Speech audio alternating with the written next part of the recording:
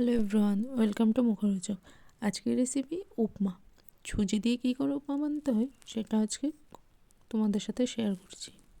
উপমাতে আপনারা সবজি ছাড়াও বানাতে পারেন, আবার সবজি দিয়েও বানাতে পারেন, যে যার যার পছন্দের সবজি নেই। এখানে আমি নিয়েছি গাজর, বিনস, ক্যাপসিকাম, কাঁচা লঙ্কা, কারি পাতা, ধনে পাতা, এতটুকুই। কেউ কেউ চাইলে এটাতে কাজু বাদাম, কিশমিশ এটাও অ্যাড করতে পারেন। চাইলে টমেটো কুচি, স্প্রিং অনিয়নও ব্যবহার করতে পারেন। চলুন, গল্প করতে করতে আমি এখানে সব কেটে নিচ্ছি। গাজর কাটা হয়ে গেছে। এখানে আমি বিনসগুলোও কেটে নিচ্ছি। ছোট ছোট পিস করে কেটে নেবেন, যেন ফ্রাই করার সময় প্রায় 80% কুক হয়ে যায়।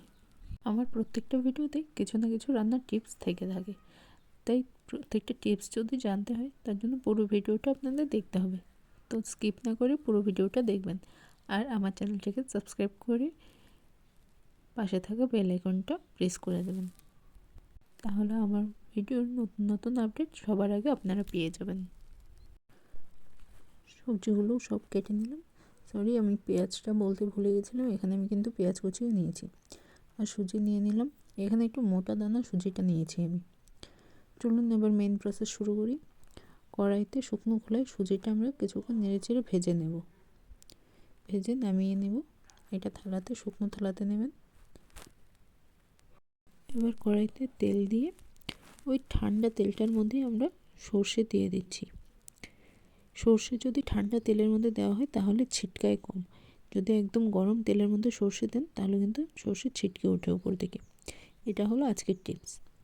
এবার সর্ষে দিয়ে সাথে সাথে দিয়ে দিলাম কারি পাতা, পেঁয়াজ কুচি, কাঁচা লঙ্কা কুচি দিয়ে একে একে আমি সব সবজি অ্যাড করে দিচ্ছি।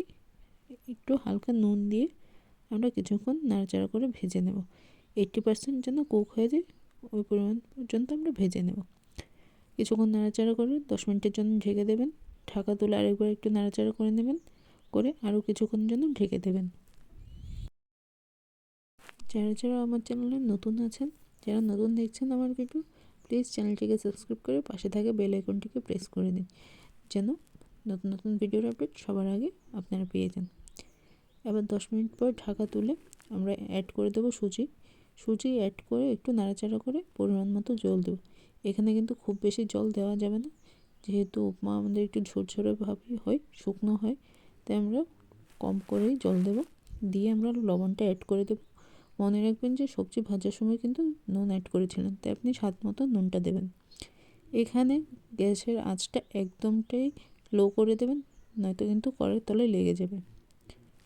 এই নাড়াচাড়ার মাঝে একটু স্বাদ মতো চিনি ব্যবহার করতে পারেন। আমি একদম হাফ টিস্পুন করেছি, আপনারাও চাইলে ব্যবহার করতে পারেন, এছাড়া চিনি ছাড়াও করতে পারেন।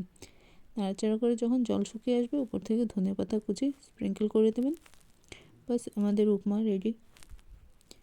গরম গরম সার্ভ করুন আর এনজয় করুন। দেখুন কত সহজে আমাদের উপমা তৈরি হয়ে গেছে। একবার নিজেরাও বাড়িতে ট্রাই করুন। Thanks for watching.